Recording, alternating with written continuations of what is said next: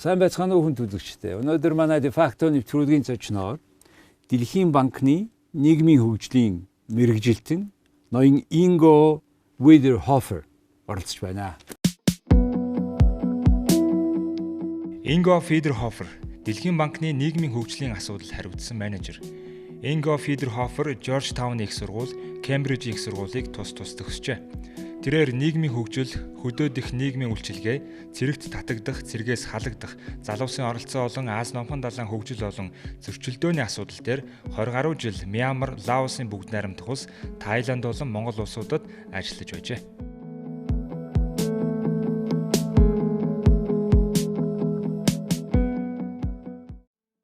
Good afternoon, sir. Good afternoon. You have been coming to Mongolia. You are busy with the project initiated a long time ago. Let's talk about the project. What is that project is about, when it is started, and please tell us. Yes, thank you for the opportunity to share a little bit our experience on the Sustainable Livelihoods Project, which is now in its third phase. This engagement between the World Bank and the government of Mongolia started back in 2003. At that point, very much with a dual focus on improving access to infrastructure in rural communities using community-driven development approaches, as well as strengthening the livelihoods of rural households. Over time, the project evolved, in particular in the period between 2011 and 2014, after the adoption of the modified integrated budget law and the establishment of the local development fund. The SLP was essentially reoriented to begin to focus on supporting the quality and effectiveness of this local development fund, or LDF. And that is still a process that is ongoing. And we are at this point coming towards, or well advanced in this third stage of our engagement, and in fact discussing with the authorities how best to proceed into the medium term after the closing of this phase, which will run for another 18 months or so, 24 months or so. Okay, another 24 months. We talk about World Bank contribution to changing Mongolian rural area, create more livelihood, and it was and it is still very hot issue, of course. And now you said it is at the level of 3. What overall you would rather give evaluation of the general project you have completed so far? So I think that's it's a very good question. I would say that the local development fund as an approach from the government of Mongolia to essentially decentralize financing for capital investments down to the IMAG and SUM levels is a very recommendable and can be a very effective approach to strengthening both governance and ownership of budget resources at decentralized levels, and can improve service delivery. So I think that the general direction there is very much something that we are very happy to support. The challenges, I think, in Mongolia have been twofold. First, the IBL came in just before a big fiscal crunch. And so what you had was a startup in 2013 and 14 with significant resources, and then a significant contraction of the funding available to the LDF over the next few years. And so I think the government and is very much in the process of rebuilding the LDF as an instrument in support of local development. That's the first thing. The second thing is providing the financing down to local levels is one thing. The bigger challenge is the actual how to use those monies and those resources efficiently, effectively, and transparently. And so I think a big push and effort under the SLP3 in particular has been to help the government put in place the systems that will allow for that, as well as systems that would foster community participation and citizen engagement in the processes as was envisaged in the LDF concept, and building off, I think, the experiences of the SLP 1 and 2, which very much worked with communities. Very interesting. You have exactly gave two characteristics. Yes, 2011 was just before a bigger crunch. In fact, 2011 was the highest growth year of GDP of Mongolia. Since that, it was just 19% or so about. And then since then we go down. Probably also because that time was because the mining circle, different circle. It was at the peak of the circle. Now I think the things go into more normalization. Don't expect so much hikes and pikes. Now, the second you said about the community participation. Yes, decentralization is more or less made. Still a lot to go. But however, with this local available funds, community participation, in particular in Mongolia, where we are so much politicized in countryside, unlike our two neighbors. So that's the question. So in terms of community participation, since 2011, what are lessons you learned and what we still to improve, in which way, how? So I think, as is the case in many countries that have gone through similar processes, in a sense, the political push for the decentralization happened quite strongly and quickly, and the systems to actually for the how to do this well take some time to develop and to build, and so they're in effect, I think, catching up a little bit. The lessons on this, I think, are quite clear and also consistent with what we see in other countries. I think the first one is it's really important, and this was a challenge in the last few years here, I think, to have some predictability in the systems. If you want communities, and for that matter, some authorities, to engage and really commit time and effort to these processes, they need to have some idea of what kinds of budgets they have at their disposal. Otherwise, it very quickly becomes a wish list process, or it becomes a process where people put out lots of ideas but then become discouraged because nothing is supported. In the case of the LDF, the financing dropped by almost 90% between 2013 and 14 and 15, and is now basically growing back up.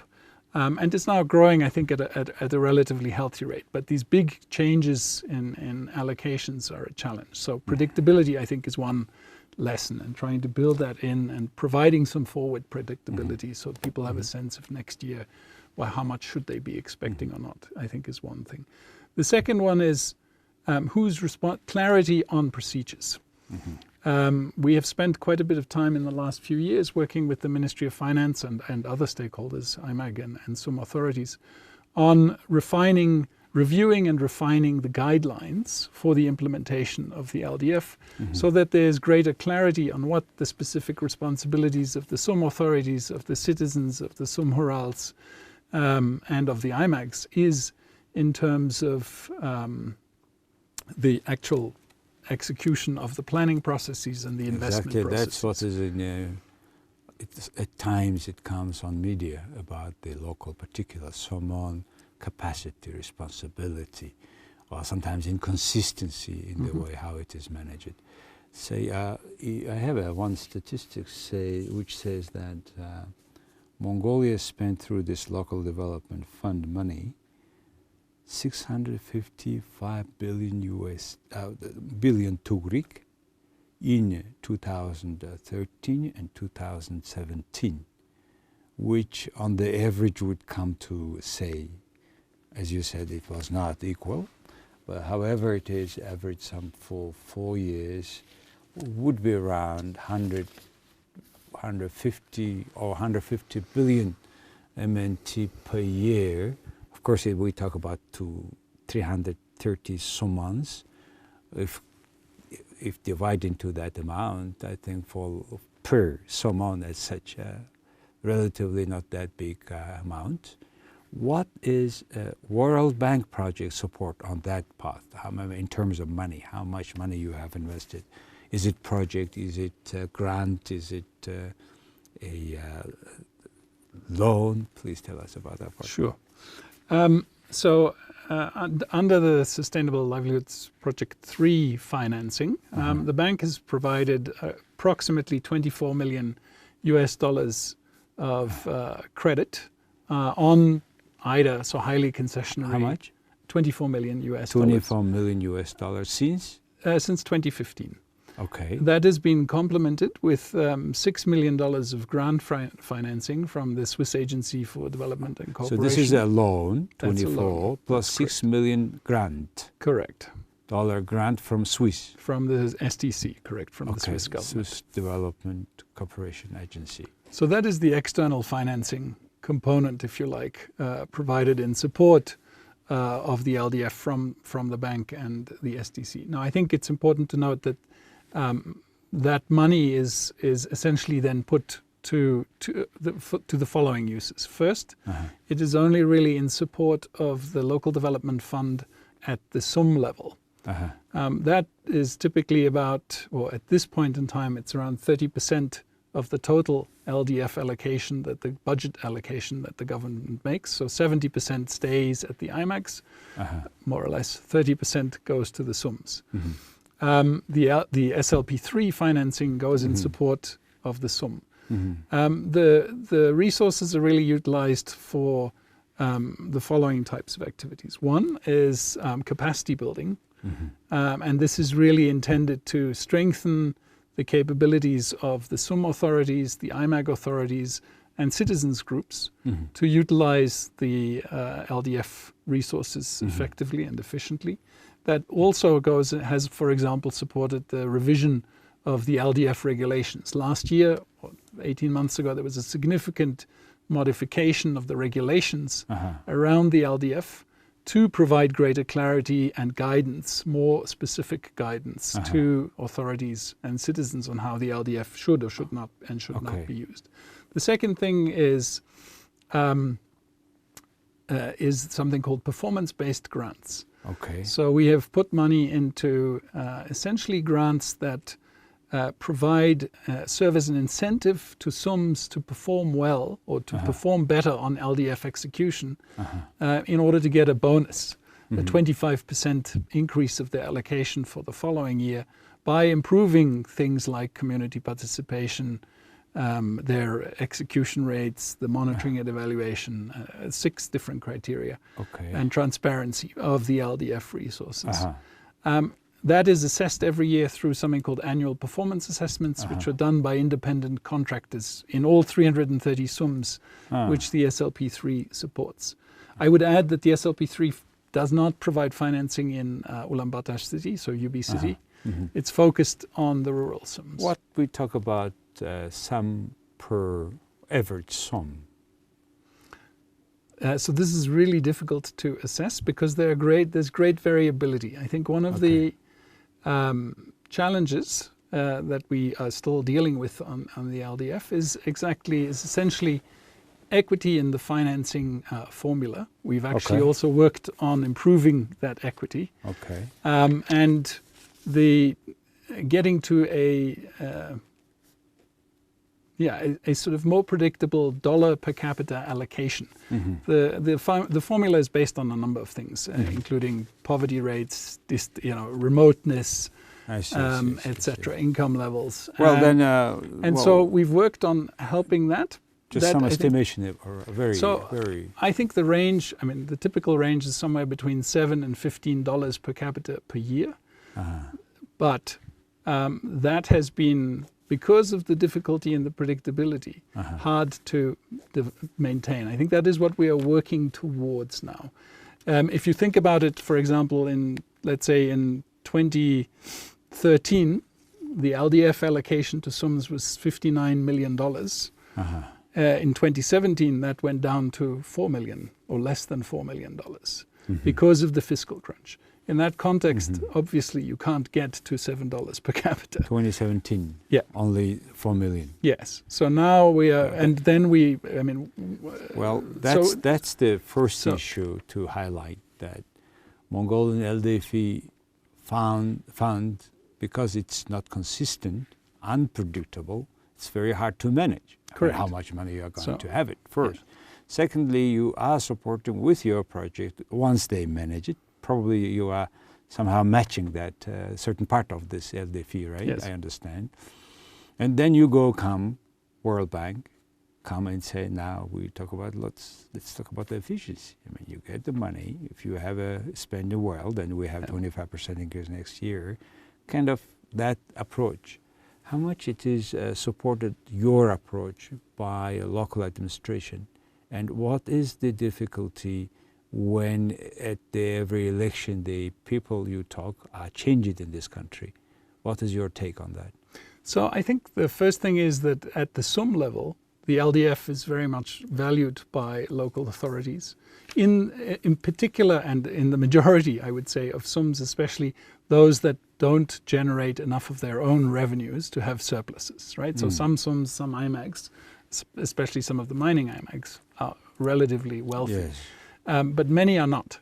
And for the ones who do not have a lot of their own self-generated revenue, the LDF is a really important source of capital investment. The second thing is, of course, continuity of personnel is something that makes implementation easier. And the election process in that context can be disruptive. It requires retraining of new people, relearning, etc. There are trade-offs to be had there. I think the trade-off, at one level, the question is what is an optimal length? Because I have also worked in countries where people have been in their positions too long, and so that's you cannot say about Mongolia. This country keeps changing, even the cabinet. We are matching with Italy. Yeah. With the change of the government, the only thing I think overriding Italy is the amount of change we have per decade. Yes, I would say so. I've personally been working here for the last 3-4 years, and there has been enough continuity during that period, I think, to make progress. Last 3 years, you are lucky, as we do, but still they have changed the cabinet. Yes. Anyway, at the end, the final thing at the end is livelihood means jobs. Jobs means business. In that terms of creating jobs, which is the base of livelihood, normal life in any way. It's a matter of fair competition if we take market perspective to the issue. It's a creating of opportunity and fair competition. From that perspective, any success story, anything that with the project, local community have some kind of economic background, more value created. So I think that the first thing to note is that the LDF is really intended to support public goods rather than household livelihoods or private companies or SMEs in any form directly. So that is not the purpose or the primary purpose of the LDF. Now, public goods and the quality of public goods have an effect on whether or not the private sector can function. Such as? So, for example, the LDF finances, in some cases, electrification of SUM centers. Okay. The LDF finances public street lights, which allows people and markets to function differently. Yes. The LDF will finance solid waste management in towns, which is necessary if you want to have markets running and in a hygienic way. Okay. The LDF in some cases finances roads. And so I think those two can foster, good roads are necessary for the movement of goods. And then lastly, I think the other thing to think about is the LDF finances some of the social investments that are necessary for longer term human capital formation. Things like early childhood development centers, so kindergartens in SUMs in rural areas. the rehabilitation or expansion of school buildings or school equipment, and playgrounds and things like that, which I think make a big difference to the quality of life and people's perception of their well-being, which also are necessary, I think, this list framing is, conditions for this list growth. is quite impressive and important for private sector also, because they have public goods, services to share. And obviously, because it's 320 more or so units you are working, it should be not that easy to particular highlight a sum. But in spite of that, any particular case where you have visited, where you saw substantial changes in particular sum, any that kind of example? Let me think. I have had the benefit of visiting a good number of SUMs over the last three years. I've been to the far west and the far east and the far south of the country. I think the big change, or where I see it making a real difference, is in things. So in the last SUM I went to, and it was Centre West. I forget the name of the SUM, but they had financed an early childhood centre. Okay. And essentially replaced an old one, which was right next door. We'll send you the photograph. Kindergarten. A kindergarten. Now, so the value of this is, right, first the children are taken care of and get access to early childhood. The second thing is these were between 2 and 6. 2 and 6, okay. So it was that kind of range. Second, it frees up the parents and the mothers, in particular, to do other things. How many kids were about that? So in the day I was there, I think we saw about 14 children. In some center? No, this was outside. Outside some? Yeah. Kind of bug? Yes. Smaller unit? Yes. Yeah. And were this kindergarten in accommodation-wise care, or it is some log house? No, it was a newly constructed concrete building. Concrete building. Yes. Yeah. Who constructed? Which money?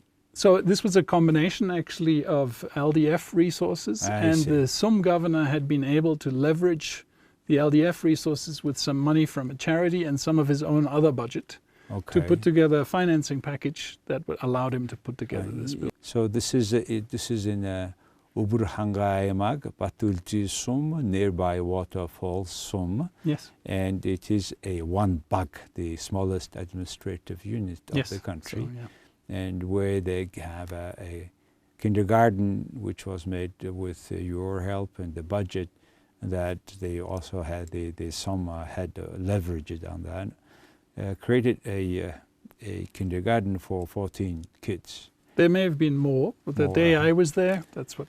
And do you think it is kind of applicable, that similar model, to other SUMs? And yes. How? I've seen it. I've seen these types of things in other SUMs as well. So this is not a one-off. Some kindergarten is not only the issue of the accommodation; it's a matter of also food, and particularly at this age, if the children get, good nutrition, which sometimes otherwise cannot be provided by, say, their home. In that terms, if there is any consideration. In terms of so I certainly think that's a good point. It's not something that the LDF would per se finance. Mm-hmm. I do have certainly in the places actually that I've been to, we've quite frequently seen children eating, and it's looked quite good. So I think that you're right.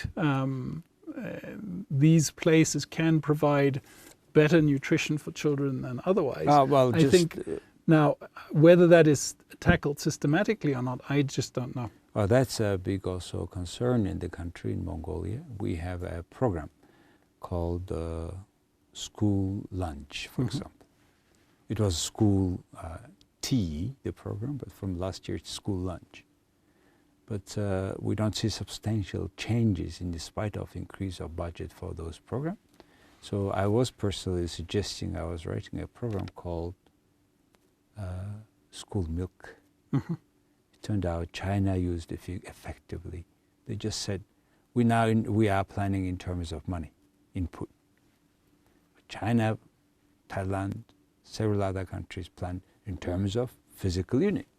2 cartons of total probably 400 grams of milk for every child every day. So we are suggesting this because it is a matter of kali, it is a matter of right nutrition. Chinese children grown up now 10 centimeters for the last 20 years since the program on the average. Taller, more fit, with white teeth. That's why I was suggesting the program.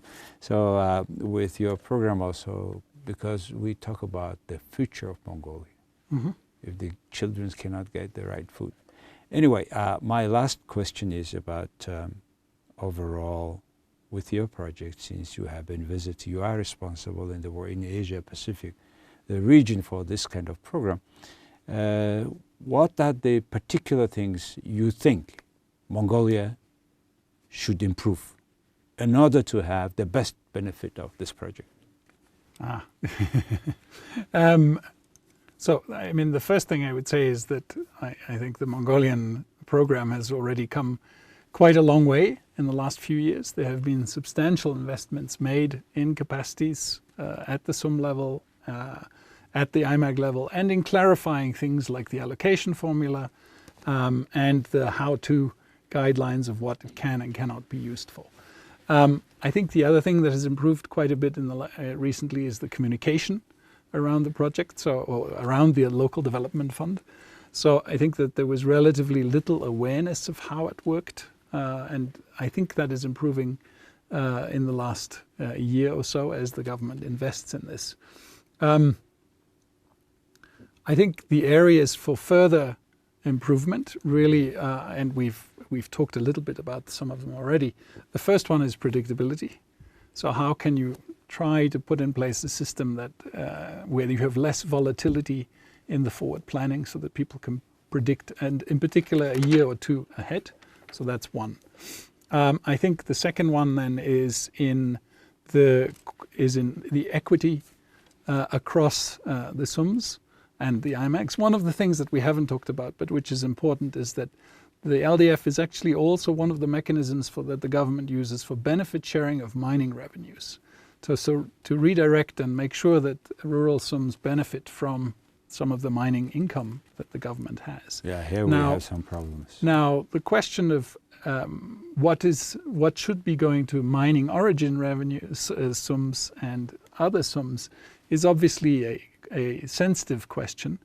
But I think that is an area where there is a conversation to be had about how to improve equity across the country in the allocations. So that is a second issue, equity. Okay. A third issue then I think is really further work around the quality of delivery at the local level, so that there is a stronger emphasis on technical quality and on the quality of community participation. I think what we are seeing is improvements in numbers of people going to meetings and numbers of people voting for their priorities, but the actual level of understanding and their actual ability to make sure that their votes at the end of the day are fully basically taken into account by even the Sumhurals is, I think, a third area where we would see opportunities for further improvement. I'm so happy to see your particular highlighting community participation, which is probably the most missing or weakest chain in this country. Through our democracy now, people are more learning, and in particular if at the bug level everybody participating and making decisions on the way how this project is done, how much efficient, that would be a very good approach. And I think what you do is kind of setting certain standards of community involvement in projects like this. So I would like to thank you and your team for your great work. And I want every bug understands what you do and to be a part of your project. Thank you very much for the opportunity to share, and we certainly hope that the LDF continues to improve. I think I share your view that it can be a really important tool for improved governance in Mongolia over the longer term. Thank you, sir. Thank you. Thank you. За хүн үзэгчдээ өнөөдөр манай дефакто нэвтрүүлгийн зочноор энэ Дэлхийн банк бараг бүх суманд хүрсэн сумын хөгжлийн сантай холбоотой тэдний тодорхой хэсгийг санхүүжүүлсэн ийм нийгмийн хөгжил гэсэн төсөл хийдэг юм байна. За энийг хариуцсан энэ ноён Ingo Wiederhofer гэж хүн Монголд ирчээд байж байгаатай ингээд уулзаад энэ төслийг яриуллаа. Ер нь явж Монгол улсын хөдөөгийн хөгжилд сум бригад баг дээр хүмүүс тэр мөнгө төгрөгийг багч гисэн хуваарлахад яаж оролцож байгаа. Тэр хуваарлсан мөнгөө ашиглаж яах үгүй юу? Хин буруутай, хин зөвийг яавал найшруулах вэ? Ийм чухал сэдвээр ярилцлаа. Их баярлалаа.